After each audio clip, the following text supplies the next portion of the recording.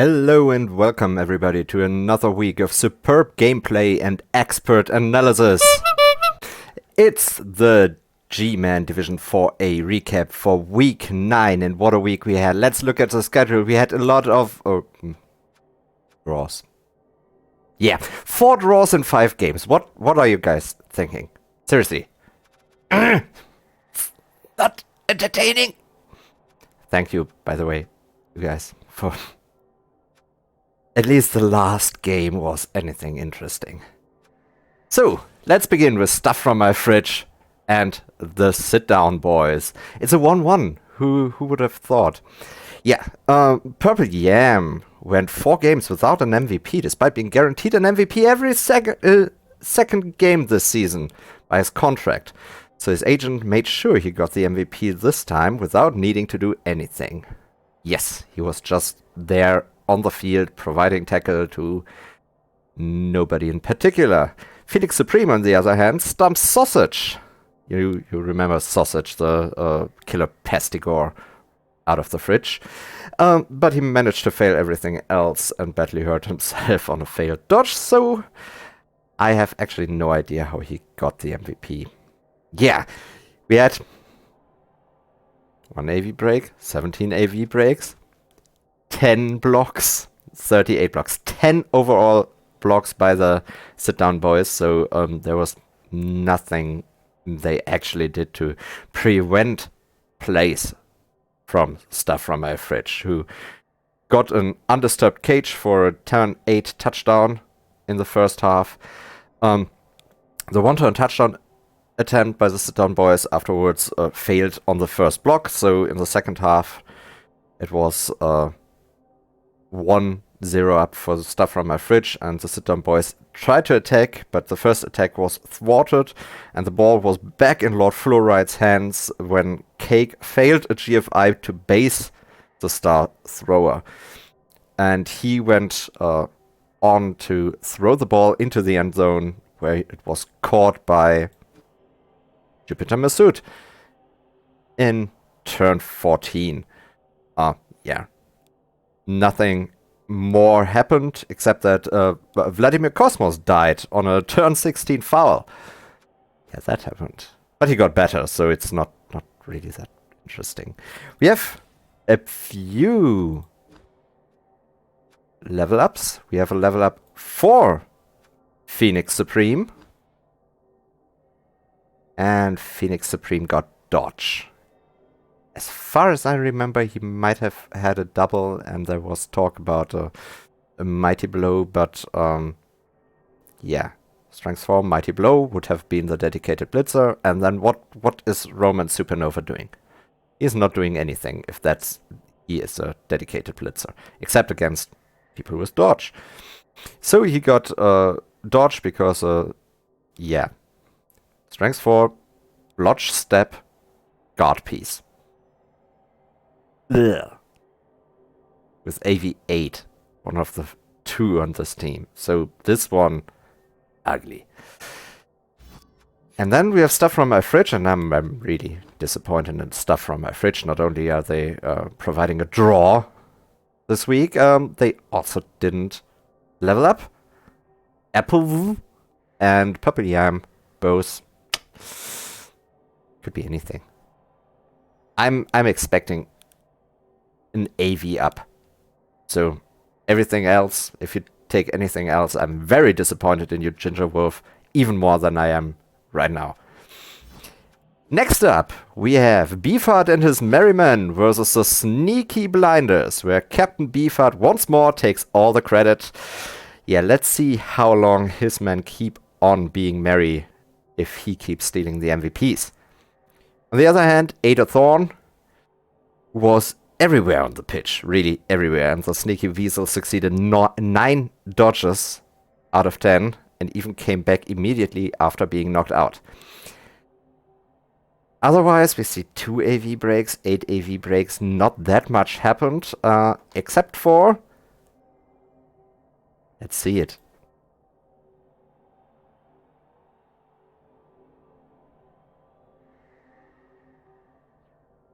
Stomp, stomp, stomp. Hopefully we get the kill on this guy this time. We have 2 bribes. 1 bribe. No bribes. Ah. Yeah. Always. I always have to laugh when I see this clip. I'm sorry, Euromasin. I know you've had a difficult week in Clan and in this game, but it's too funny. It was a very straightforward stall to turn 8 for Beefheart and his merry men in the first half. The second half was a brawl over the ball, or what my father probably thinks American football looks like. But it was with a lot more... Yeah, exactly that. Clown Fiesta. Until Linda Shelby snuck away out of the reach of the Orcs with the ball and managed to score. Yeah, not much in terms of SPP. The People's Champion was the only one who got any CAS. Yeah, so also no level ups from this one. Then we have the Baltimore Ravens against Tridentum Execrata, which, again, a draw. At least this one has a lot more touchdowns. Double the touchdowns than any of the other draws, to be exact. So, we have Tellus, who got a Stoicism Award, because he was blocked 9 times, but only hit back once. So he was very well behaved, this guy. And Vastus moved 5 squares in the first half and 9 squares in the second half, but still found himself involved in 13 blocks this game, so the MVP was given out for attracting a flock of dark elves around him. Overall, this game was a show of Vastator and the Jumpy Twins. The werewolf did everything. You see 10 SPP here without getting the MVP for Tridentum Execrata, and the Baltimore Ravens could barely contain this beast. Baltoplop, on the other hand, seems to have a lot of fun with his new toys, the 2 leap players. He had 7 successful leaps, which is a number that the Kislev team has not beaten all season. And in fact, most of the time, Altdorf Acrobata don't even attempt that many leaps. So, yeah, that's what the Baltimore Ravens are doing now. We had a niggle on Glorfil the Blitzer. More on that later. And the death of Riddick, who was so unimportant, Goblin Spy doesn't even acknowledge his existence. So, sound the horns to bid farewell to this brave player of Blood Bowl. We have 1 level up from this game. It was for... No, not Beefheart. No. Baltimore Ravens, here. It was on Tellus, the MVP, and he got sidestep, so we now have another blotch stepper with guard. This one at least only strength 3. The elves are getting more annoying with every coming week. Then, next on the schedule, we had Valaka's Ass Kickers versus Community Sport. And here we have Danielo El Ferfulero, who managed 2 successful fouls on the Orcs before taking himself out with a failed dodge. What a commitment to not anger the ref, I would say. On the other hand, we have Smork, who thought Rolling Skulls looked far more intimidating than those stupid yellow splotches, and the MVP committee agreed. So, yeah, not much coming from this one. Both teams targeted the opposing killers almost immediately off the bat. Johnny Almaxo, the Claw Mighty Blow Goat, blitzed PogChamp, the Pomp Blitzer of Community Sport, right on turn 1 and caused a badly hurt on him. Unfortunate. But he himself was also subsequently KO'd twice. So both of the killers were out relatively fast, and with lots of blocks, not that many armor breaks were inflicted, and especially there was no permanent injury to be seen. The first half was hard fought until the Orcs managed to break away on turn 7 and then scored with Craigism. The second half was only in the beginning a real contest, and afterwards the Velikis, Ass Kickers, and Chaos were dominating the pitch from turn 13 onwards. And unfortunately, Craigasm, the Movement 8 Orc, was out for the one-turn touchdown attempt by Community Sport, but that was failed on the first blitz anyway, so it didn't really matter that much. Yeah, we have 2 level ups from this, and it's both of the MVPs. We have Danielo Farfulero, who got Wrestle, one of the two skills you can give a dirty player, really, in my opinion.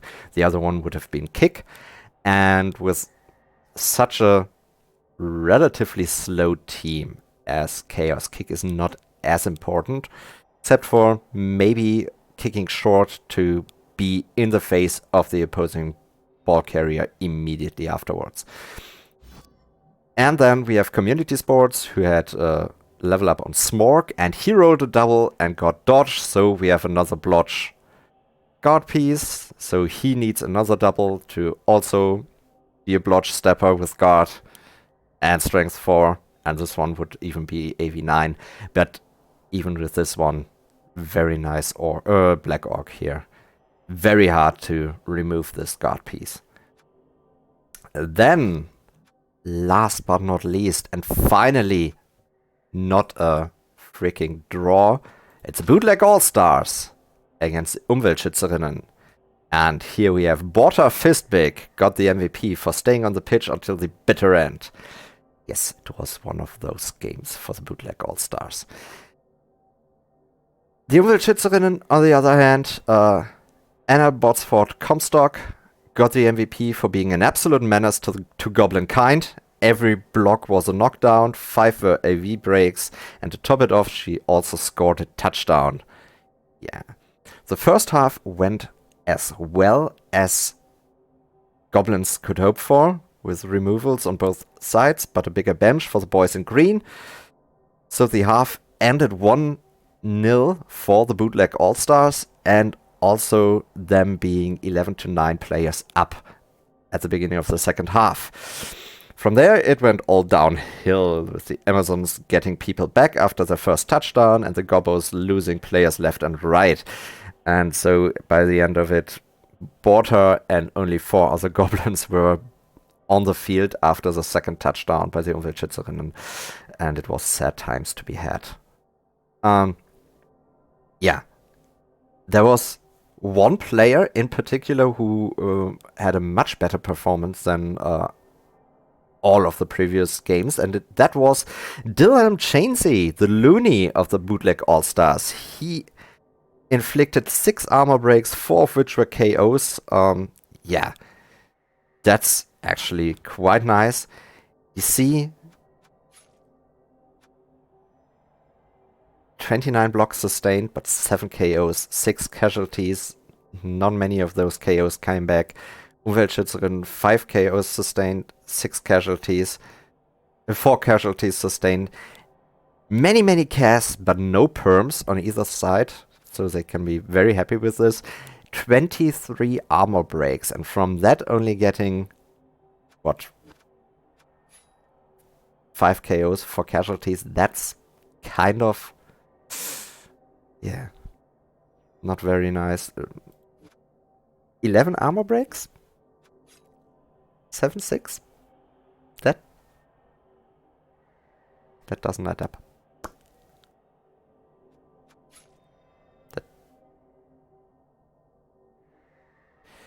So, most likely, I don't remember it, but they did that to themselves. The Goblins did. It was, anyway, an SPP extravaganza, especially for the Umweltschützerinnen, who got 23 of those. Also, quite nice, 12 SPP for the Bootleg All-Stars. Actually, not bad at all.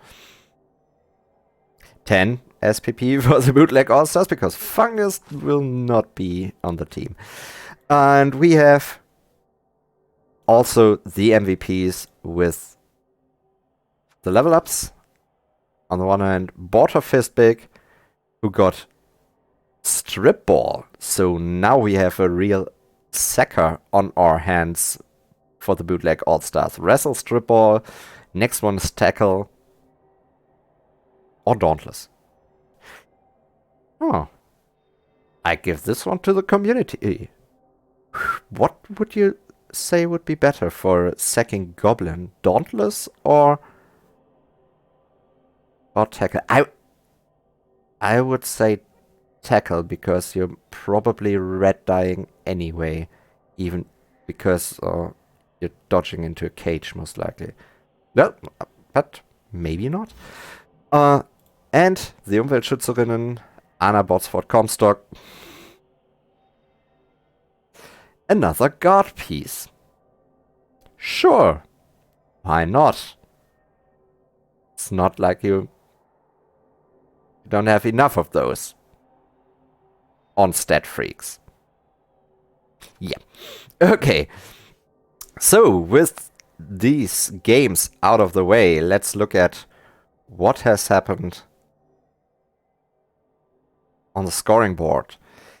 Not many positional changes, except for the North finally hitting the bottom as well. So all of the active teams are above our levers, which is very, very nice, and what I hoped for would happen almost immediately. And the Umweltschützerinnen and stuff from my fridge again changed places. Alt of Acrobata are now 4 points ahead of the two teams on their heels, so it's looking ever more likely for that Alt of Acrobata will take the playoff spot. Tridentum Executor and Community Sports still same points, fighting for the Challengers Cup spot, and 5 of the Challenger Cup spots go to the third place teams with the highest points. And at the moment, Division 4A is in that spot. So at the moment, you guys have 2 teams going to the Challengers Cup. Let's hope it stays that way. And then, as promised, should the Baltimore Ravens keep Glorfil, the niggled blitzer? Let's see. Niggling injuries are bad, okay? But you don't ask me to tell you that niggling injuries are bad. What you come to me for is probably some stats or something. I don't know, or just giving input. So, what do you have in front of you? You have either 3 games with Glorfil or 4 games with a rookie blitzer. Your chances for playoffs are 0%. You're not going to playoffs as a Baltimore Ravens. You have a 0.17% chance to make Challengers Cup, which is also almost none. You would need 18 to 19 points for a promotion. At least last season, it was all people with 19 points in one of the four of the Division 4s. Got promoted to Div 3. People with 18 were on the brink. Some remained in Div 4. Some went up to Div 3. That depended on, I think it's touchdown difference. Then you currently have 12 points. So let's see what you are up against. The upcoming matches are a bye week. Very nice. Beefheart and his Merry Men, the Bootleg All-Stars, and the Sneaky Blinders. For Beefheart and his Merry Men, you don't need Glorfil. He just has Dodge and Tackle, and Beefheart and his Merry Men don't really care about that. For the Bootleg All-Stars and the Sneaky Blinders, Tackle is actually quite nice.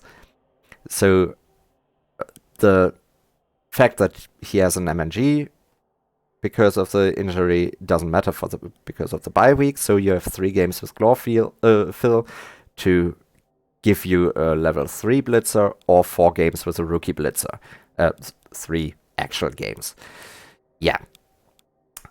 I would say these games, no no shade to those, but I think those are some of the easier matches you will have this season, and those are some of the matches, at least Bootleg All-Stars and kind of the Sneaky Blinders as well, are matches you get easy SPP from.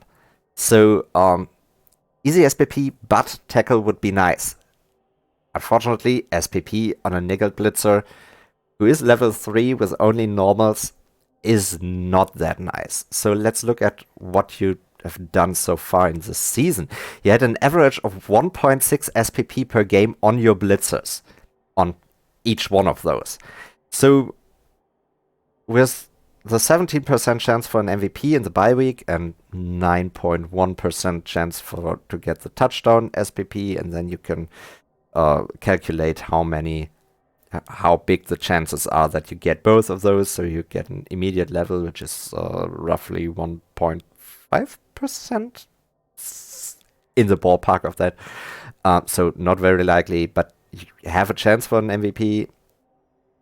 And with a 1.6 SPP per game on blitzers, you can force it a bit, and that would mean, to me, you have a high probability to be level 2 by the end of the season, or even before the last game if you force it. So no, don't keep Glorfil. Buy a new one. He also has a 27.8% chance to get something better than a normal, like a stat up or a double, and make him interesting. So I see you also have the money, so I see no reason to keep Glorfil here. Good. That's that out of the way. Next up, the matchups for next week. And for these, I do not have the tipping comp in the background, because I was too lazy to figure out how to make OBS open 2 different windows. So you have to deal with it. But Bootleg All-Stars versus the Reds on a Stick. Here we have only Sarah the player is out. Not that you will miss her. And it's also one of the few games where the Bootleg All-Stars have almost no inducement money, which is bad for them. They have no tackle, which is bad against gutter runners. They might be able to do a lot with Dilhelm Chainsey, but that would mean that the Reds on a Stick do not score almost immediately, because you only have 80k in inducements. That's a bribe. Maybe 2 if you scum the bribe. Maybe 3 if you scum 2 bribes. Yeah.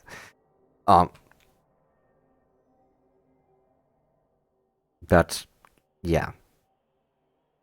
I think the Reds on a Stick are exactly the team that will chew through the Bootleg All-Stars. Even the 2 Storm Vermin both have not many levels yet, but those are exactly the levels they need, except for tackle. So if they get a POW or a both down on most of these goblins, they are gone goblins. So I don't see it at all for the Bootleg All-Stars, and I will give this one. Yeah, this one will be a touchdown fest for the Reds on a Stick. So I say 0-3 for the Reds on a Stick. Next up, we have the Valakers Ass-Kickers versus the Umweltschützerinnen. Valakers Ass-Kickers with just 1 tackle, and the tackle on a guy who will carry the ball. So that's going to be a lot of shoving to get the ball forwards. Also, the tail, but the tail doesn't help in blocking. So, and with this much guard, well, at least 4, and that many stat ups, and all the mighty blow, you know what will happen to Semi Smasher with the tail? Yeah, he will be smashed. Nobody will want to dodge away from him. He will just be smashed. So die Umweltschützerinnen have a very nice track record in the last few games. Velika's ass kickers had a bit of a slump. And I would say I don't think that's going to change. I think, despite the very big difference in TV, I think the Umweltschützerinnen have all that is really needed to take on the Velika's ass kickers.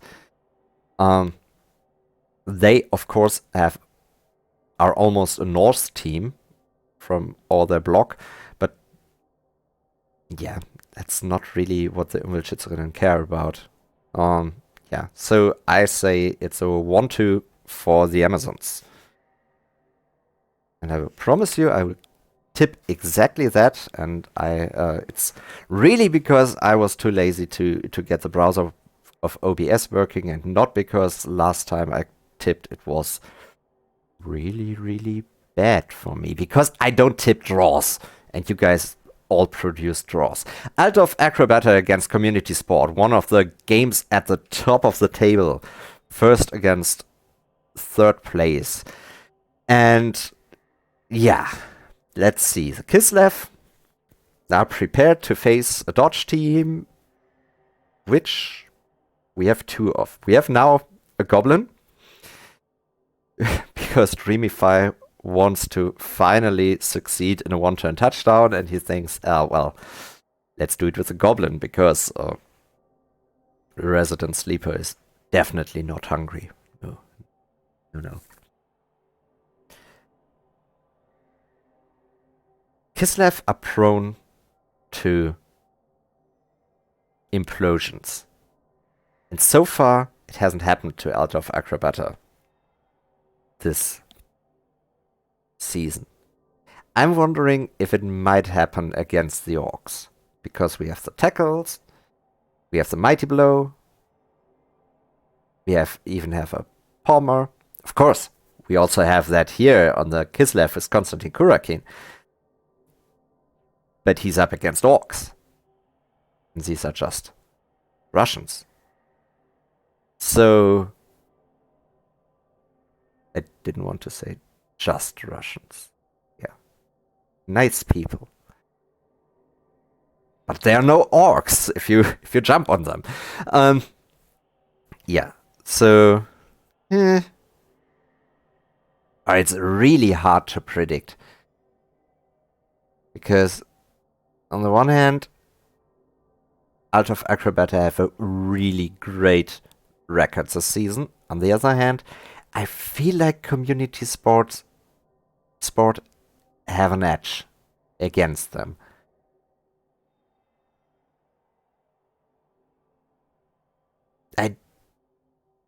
I don't really see what the edge of Alt of Acrobata would be, because they are Community Sport are orcs, and they will be caging anyway. So you jump into the cage, and then you have a lot of guard around the cage, and then you red dye it.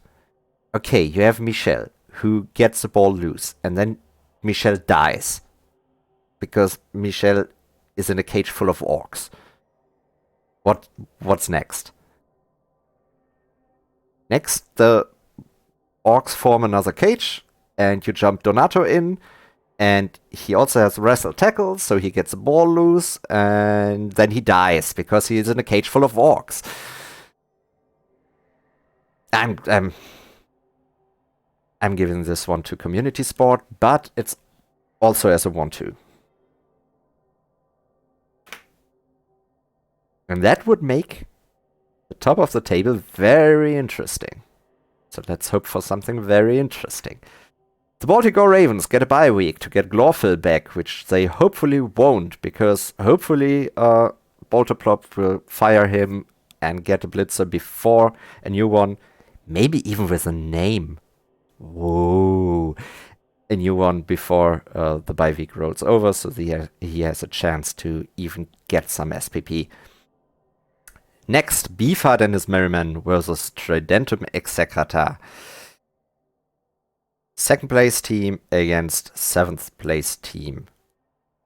And Beefheart and his Merryman had some ups and downs, and more downs in the last few games, I feel like.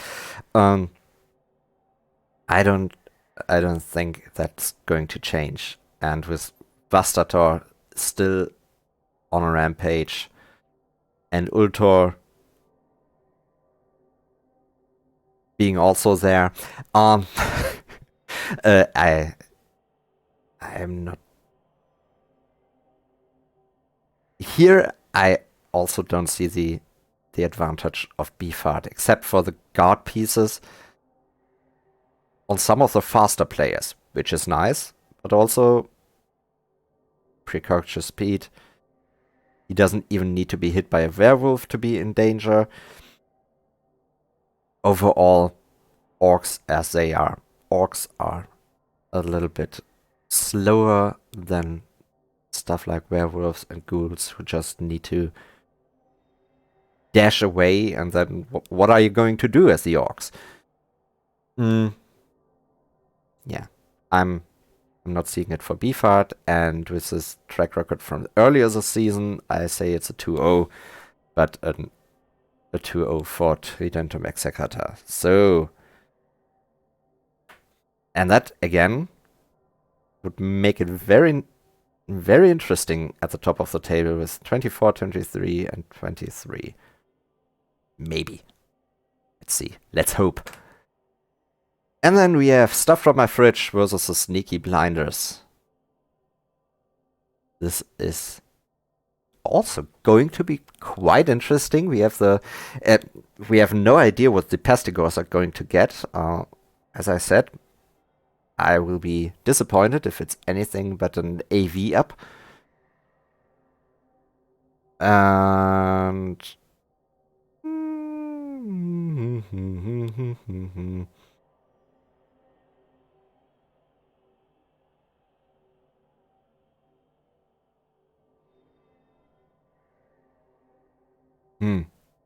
what can I say? Stuff from My Fridge have the tackle, they have the guard, they have the mighty blow, they have the dirty players even to kill everyone on the Sneaky Blinder side. Everyone. With all this guard and the sausage. They don't even care about Arthur. Although Aromasin promised anyone who kills Arthur will be haunted by him in real life, so I would advise against that.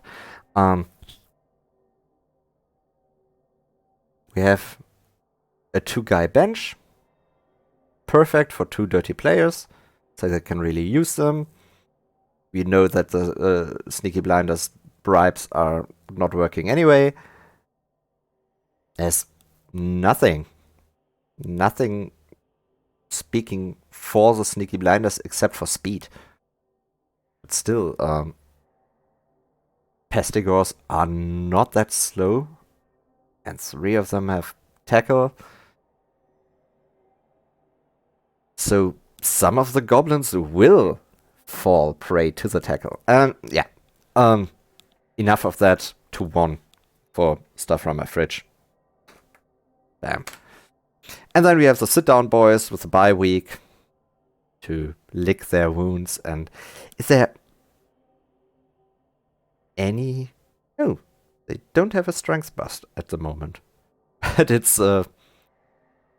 yeah, so many crosses. Looks like Switzerland in here.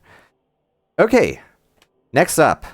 Last section of the recap. It's the awards for week 9. We have 9 awards, 4 awards in week 9. The Dunce Cap goes to Sunita Narain from the Umweltschützerinnen for general incompetence. I mean, how incompetent can you be as an Amazon to fail 6 out of 8 dodges and then also snake the ball pickup? Yeah. No. Bad Amazon. Then we have Legendary Armor, and it's a twofer. Because Kappa and Larry both both got knocked down 7 times and both had no armor breaks at all. Armor held. I mean, look at that. Look at those shoulder pads. Pauldrons, I think they are called. And also, yeah, the jaw on the guys. Yeah, how could you break their armor? Not possible. And then we have Killer Instinct, which is, of course, Vastator, with 16 blocks, 7 AV breaks, 2 KOs, 2 cares, and even 1 kill. Nothing wants to stand in the way of this beast, this mighty, mighty werewolf. And I mean, werewolf is exactly who you expect to get the Killer Instinct award. You start with Claw, with Frenzy. You can block all the time. You have Claw to make all the AV breaks you want. How could anyone but a werewolf get a Killer Instinct? Because you have werewolves like this one, who has 9 blocks and 0 AV breaks all game. Ultor, the 4th by now, is... I mean, just look at how they are holding themselves. Vastator, yeah, aggressive. Ultor, hello, I may have my tail between my legs. He's even blinking on the picture. But, yeah. So, with this showing of utter non-werewolfness, we end the recap. Again, thank you guys very much for the kind words every week on the Discord and elsewhere. I'm really happy to see every comment, and I'm really happy that you like the recaps. I'm not much of an answering to compliments guy, but rest assured that I'm reading them and it gives me a warm, fuzzy feeling in my heart. And with that, goodbye everyone. See you again next week.